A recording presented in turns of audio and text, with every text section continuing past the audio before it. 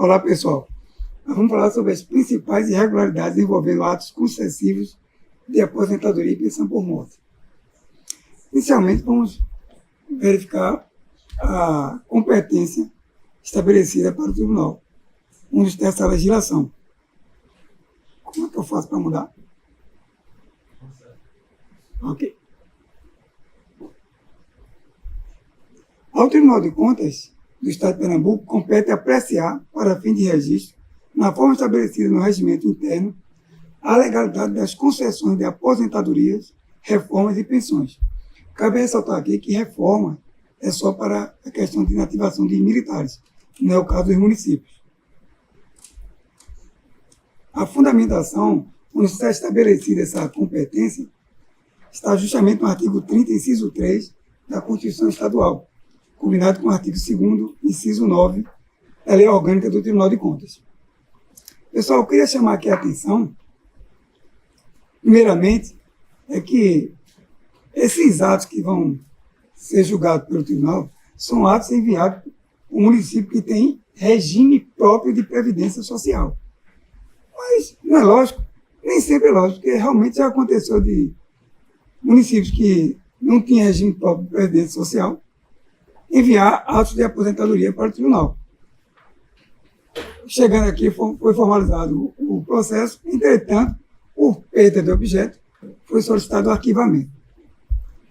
Aqui, só os municípios que têm um regime próprio de previdência social é que devem enviar os atos de concessão de aposentadoria e pensão por morte. Ok? Outra coisa que eu queria chamar a atenção é essa questão daqui da apreciação para fins de registro. Vejamos inicialmente o município, chega o servidor e solicita ao município a sua aposentadoria. O município, baseado na resolução 22/2013, onde lá identifica, discrimina todos os documentos que devem servir de lastreamento para a concessão dessa aposentadoria ou de uma pensão por morte, ele reúne, vamos dizer que ele reúne todos esses documentos necessários para dar certeza a esse ato, essa concessão desse ato de aposentadoria. Só que, depois que ele elabora o ato, publica o ato, verificam que houve uma falha. Vamos dizer assim, faltou a matrícula. Eles têm condições de resolver isso aí. Pelo princípio da autotutela, eles emitem um novo ato e corrigem, retificam essa portaria, emitindo uma nova portaria e acrescentando a matrícula. Continuam os efeitos valendo. De repente, verificam que o cargo, a nomenclatura está errada. Era para ser nível 2 e era nível 1, que impacta no vencimento básico do servidor. Ele novamente emite uma nova portaria corrigindo a anterior. E os efeitos continuam a valer imediatamente. Tudo ok? Envio para o Tribunal de Contas. É formalizado um processo de aposentadoria e acontece o seguinte: verificam outra falha, identificam outra falha nessa portaria. A pergunta é, o tribunal julgou já essa concessão da aposentadoria? Não. Então, enquanto o tribunal não tiver julgado, preste bem atenção, isso é muito importante. Vocês podem enviar um novo ato corrigindo a falha que vocês identificaram. Envia no ECAP por documentos avulsos. Veja, e tudo isso enquanto o tribunal não tiver julgado. Mas vocês não identificaram a falha, o tribunal julgou ilegal. Que é como se vai fazer? Vai anular aquele ato e convocar o servidor para ele voltar novamente a exercer o seu cargo na ativa. Porque o tribunal julgou ilegal por algum requisito que faltou, talvez ele não tivesse tempo de contribuição suficiente, talvez não tivesse tempo no cargo suficiente, talvez não tivesse idade suficiente, algum requisito que realmente foi identificado pelo tribunal e e equivocadamente não foi identificado pelo município. Passou-se o tempo, o município identificou verificou que o servidor atingiu aquele requisito que faltava, e novamente o município, baseado na resolução 22/2013, reúne primeiramente todos os documentos, porque é a partir desses documentos que vão dar a certeza para a elaboração do ato de concessão de aposentadoria ou de pensão por morte.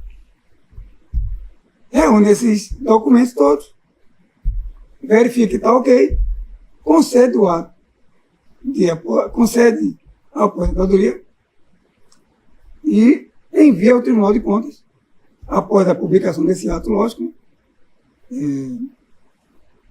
no prazo de 30 dias, que vamos verificar aí, e como se fosse, na verdade, o primeiro processo de aposentadoria desse servidor. Aquele que foi julgado legal é como se nunca tivesse existido, ok? Vamos lá. Isso foi a gente imaginando o processo sendo julgado ilegal. Mas considerando que o processo foi julgado legal, é aí que se fala que o tribunal concedeu o registro. Quando ele julgou ilegal, ele negou o registro. Mas qual a importância dessa concessão de registro pelo tribunal? É porque é o seguinte, ele estabiliza o ato, ele chancela aquele ato de concessão de aposentadoria ou de pensão por morte emitido pelo município. Mas e daí? O que quer dizer isso, na verdade? É porque, veja, antes, se vocês se lembrarem, eu disse que teve várias falhas, inicialmente naquele primeiro processo, que o município publicava a portaria, mas identificava uma falha, corrigia, e o efeito já começava a surtir, publicava de novo, e fazia outra, enviou ao tribunal, identificou a falha, podia corrigir, e os efeitos passaram a surtir imediatamente. Mas a partir do momento que o tribunal julgou legal, o ato foi chancelado, ele foi estabilizado. Então, pode o município verificar que, mesmo depois de julgado legal, teve uma falha que nem ele verificou, nem o tribunal também verificou?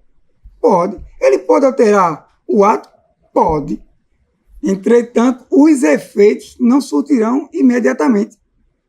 Necessário que esse ato junte todos os documentos discriminados na resolução 22/2013, envie ao tribunal novamente, seja formalizado um processo de inovação de portaria, e a partir do momento que, se o tribunal entender que realmente aquela falha ocorria e eles estão corretos, o tribunal julga legal esse ato e eles realmente, e a partir daí passa a surtir efeito e eles podem corrigir aquele ato, que podia ser o quê? Um carro que estava errado, estavam pagando com um nível superior, estavam pagando com um vencimento maior do que o servidor deveria receber. E depois que o tribunal julga esse processo de inovação de portaria, a partir daí os efeitos passam efetivamente a surtir e eles podem corrigir a remuneração que o servidor estava recebendo, ok? Então, atenção para essa questão da concessão de registro, para não verificar alguma falha depois do tribunal ter julgado legal e simplesmente alterar, corrigir, fazer um novo ato, corrigindo aquela concessão da aposentadoria ou de pensão por morte e já fazer os efeitos valerem imediatamente. Tem que esperar a chancela possível do tribunal, ok? Vamos passar agora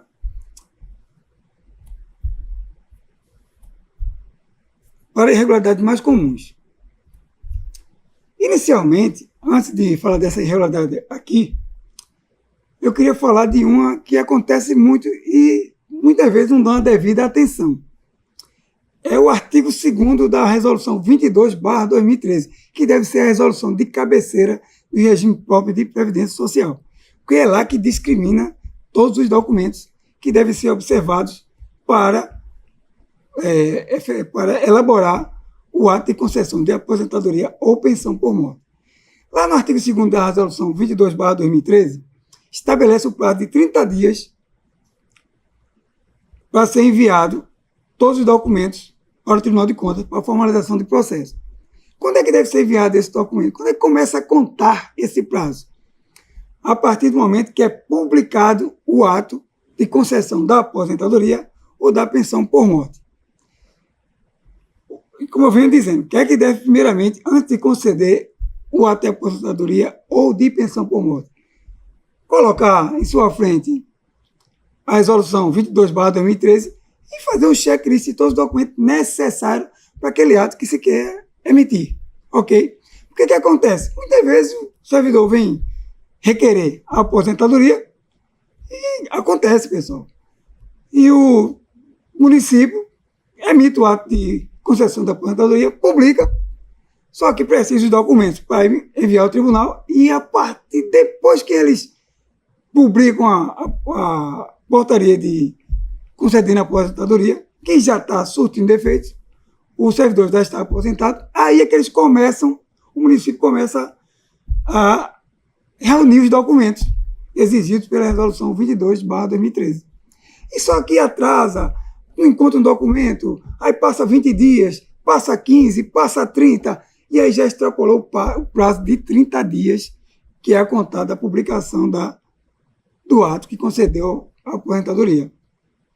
Então, veja, primeiramente, reunir os documentos, que é a partir deles que vai se ter a certeza se cabe realmente aquela concessão da aposentadoria ou a concessão da pensão por morte, ok?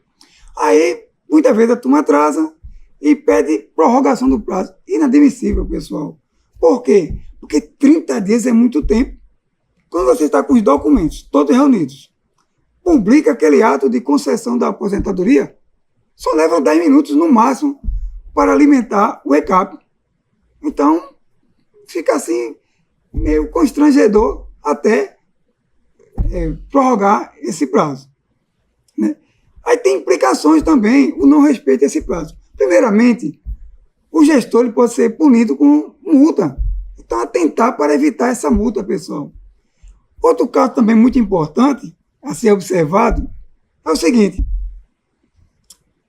Vamos dizer que ele faça tudo direitinho, reúna todos os documentos, analisa tudo direitinho, tenha certeza realmente que aquele servidor merece, tem todo o direito à aposentadoria, eles emitem a portaria concedendo aquela aposentadoria e publicam, mas não enviam ao Tribunal de Contas os documentos. Aí, passado um ano, sai esse gestor, até atenção para vocês que aqui tem muitos novos gestores, né? E a intenção desse Tribunal de Contas é justamente alertar vocês. Aí vem um novo gestor. Ele não observa que não fez uma varredura que deveria fazer, que é para ver se tem alguma falha nas rotinas do lugar que ele está assumindo, e passa um ano como gestor e também não envia os documentos. Vem outro gestor, depois de um ano, passa mais um ano, também não envia os documentos ao Tribunal de Contas. Passou mais um ano, vem um quarto gestor, faz uma varredura nas rotinas, nos processos e verifica que esse processo formalizado, concedido, esse ato que concedeu a aposentadoria há 4 anos, não foi enviado ao Tribunal de Contas. Veja, ele enviou ao Tribunal de Contas. Ele está livre de qualquer sanção. Chegou ao Tribunal de Contas, foi formalizado. O Tribunal de Contas julgou ilegal. Faltou algum requisito. Tempo de contribuição, ou não tinha idade para se aposentar, ou não tinha tempo no cargo mínimo para se aposentar por aquela regra. O que aconteceu? Julgou irregular. Isso quer dizer o quê? Desde há 4 anos que o servidor recebia de forma irregular uma remuneração. Estava aposentado de forma irregular. Prejuízo para o RPPS. E agora? Vai ser responsável quem concedeu e os gestores sucessores do regime de previdência social que não enviou ao Tribunal de Contas. Ora, o gestor que sucedeu pergunta: como eu tenho responsabilidade se não foi eu que concedi? mas é aquele princípio da continuidade administrativa, pessoal. A administração não para. Você sucedeu, você assumiu a chefia de algum lugar, a gestão de algum órgão, algum setor, procure saber, procure fazer uma varredura, verificar o que tem de... Verificar o que tem de falhas ali e procurar corrigir. Então, o que eu quero alertar você sobre isso? Porque respeitar o prazo de 30 dias não é simplesmente um cumprimento formal, não. É uma proteção para vocês, gestores. Porque, veja, se o gestor tivesse enviado dentro dos 30 dias, o primeiro gestor, ou até o segundo, quem tivesse enviado estaria livre de qualquer sanção, que alguém tem que arcar com esse prejuízo. 4 anos, o servidor aposentado irregularmente. Ok? Vamos passar agora para outras irregularidades. Essa aqui. Atos, portarias com textos supérfluos, incompletos e ou abreviados. Vamos aqui por exemplo. Aposentar fulano de tal, considero que seja um ato de concessão de aposentadoria. Aí, aposentar fulano de tal, matrícula 001, CPF e RG. Pessoal, se vocês olharem lá a resolução 22/2013, tem 2 modelos de portaria, um para aposentadoria e outro para pensão por morte. São bem simples e lá só constam as informações necessárias. Se botar o CPF, o RG está errado? Não. Mas pode acontecer se colocar o CPF aqui de forma incorreta, o ato é passível de ser julgado ilegal. E é a informação que não precisava. Aí eu conversando com alguns municípios, o que é que eles diziam para mim? Não, a gente bota o CPF e o RG para individualizar o servidor, porque às vezes ocorrem homônimos. Pessoal, quem individualiza principalmente aí, e só basta isso, o servidor, é a matrícula. A matrícula é como se fosse o CPF dele na administração pública. O CPF, a matrícula, só existe uma matrícula para cada vínculo. Quando ele acumula cargos acumuláveis, um de professor e outro de médico, vamos dizer assim, ele vai ter uma matrícula para o vínculo de professor e uma matrícula para o vínculo de médico. Não há possibilidade, mas eles têm o mesmo nome. Eles vão ter o mesmo nome, mas vamos dizer, 2 servidores têm nomes iguais, ocupam cargos públicos, independente de nomes iguais, eles vão ter matrículas diferentes. Então, não precisa colocar CPF e RG. São informações supérfluas. Atentem para os modelos de portaria que tem na resolução 22/2013, ok? Outra falha também que ocorre, bastante comum, apesar de ter diminuído bastante, é abreviar o nome do servidor, né? Ou do beneficiário da pensão por morte. Tipo assim, aposentar Paulo Antônio Cristiano de Pádua. Aí bota Paulo A.C. de Pádua. O nome é obrigatório vir por extenso. Nada de abreviação. Passivo também de ser julgado ilegal pelo Tribunal de Contas. Ok?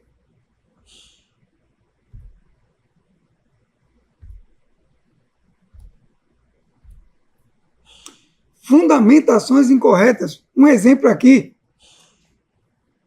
Com fundamento no artigo 6º da Emenda Constitucional Federal número 41/2003, combinado com o artigo 3º da Emenda Constitucional Federal 47/2005. Pessoal, essas são 2 regras de aposentadoria. Mas se ele se aposentar tiver requisito para aposentar tanto em uma quanto na outra, qual o problema? O problema é o seguinte, porque elas têm efeitos diferentes. Então, o servidor, quando ele vai se aposentar, ele que escolhe. Ele que escolhe a regra de aposentadoria que quer se aposentar. Não é o regime próprio Previdência, não. É o servidor que escolhe. Para exemplificar essas duas aí, esse artigo 6º da emenda 41/2003, o servidor se aposenta com paridade. O artigo 3º da emenda 47/2005 também se aposenta com paridade. Qual a diferença? Os beneficiários de pensão por morte, o servidor que se aposenta pelo artigo 6º, ele não dá paridade para a pensão por morte. Já quem se aposenta pelo artigo 3º, ele dá paridade para a pensão por morte para os potenciais beneficiários da pensão por morte, caso ele venha a óbito, ok? Então, muito importante, só pode ser uma regra, pessoal. Atenção. Outra, não identifica uma regra. Simplesmente vem colocar esse exemplo aqui, ó. Vai aposentar o servidor, matrícula tal, cargo tal, aí, com fundamento no artigo 40 da Constituição Federal de 1988. Pessoal, esse artigo 40 estão todas as regras praticamente lá. Você vai encontrar a incapacidade permanente, a compulsória, a voluntária, a questão também a especial do professor, aquele artigo parágrafo 5º desse artigo 40 aí. Então, prestar atenção. A regra tem que ser bem discriminada, completa e apenas uma regra, ok? A ausência do direito ao benefício previdenciário. Muitas vezes é concedido o benefício previdenciário, que pode ser a aposentadoria ou a pensão por morte, e ocorre de ter falha na análise. Como eu tinha dito antes, uma aposentadoria, ele não tinha o tempo de contribuição suficiente, ele não tinha idade suficiente para se aposentar, ou no caso da pensão por morte, na data do óbito do servidor, quando o filho veio requerer, ele já era maior de idade, então ele não tem direito à pensão por morte, ok? A ausência de informações e documentos indispensáveis. Batendo na tecla mais uma vez. Prestem atenção à resolução 22/2013. Lá tem um checklist, pessoal, tanto para a pensão por morte como para a aposentadoria. Então, veja, acontece de enviar os documentos para a concessão da aposentadoria e não enviam a CTC do RGPS, a certidão de tempo de contribuição do RGPS. Vamos dizer que esse servidor precisaria de 30 anos de contribuição para se aposentar. 25 anos foi no serviço público. 5 era de RGPS, mas não enviaram a CTC RGPS. Então, atenção, todos os requisitos que lastrearam a aposentadoria, a concessão daquela aposentadoria, tem de estar presente no processo, ok? Legislação local contraditória. Como meu tempo está acabando, mas eu acho necessário chamar a atenção nisso aqui. Com a emenda constitucional federal número 103/2019, foi dado aos municípios a competência para legislar sobre previdenciário, o direito previdenciário. O que é que aconteceu? No artigo 40, parágrafo 1º, inciso 3, lá encontramos a aposentadoria voluntária. E lá para a União foi definido claramente as idades mínimas. 62 anos de idade, se mulher, e 65 anos de idade, se homem. Veja, a idade mínima foi definida para a União. Aí não está dizendo que a idade do município tem que ser essa idade, nem tem que ser maior, nem tem que ser essa, nem tem que ser menor. Não está dizendo nada. Ficou a cargo do município estabelecer a idade mínima. E nesse inciso 3, artigo 40 da Constituição Federal, parágrafo 1º, inciso 3. Nesse inciso 3, está bem claro lá. A idade mínima dos municípios serão definidas por emenda à lei orgânica, só por esse normativo. O que é que o município tem feito? através de lei ordinária, ou até, às vezes, também através de lei complementar, definir essas idades mínimas. Não pode, pessoal. Vai acontecer de chegar ao Tribunal de Contas e não ser julgado legal o ato, simplesmente por esse detalhe.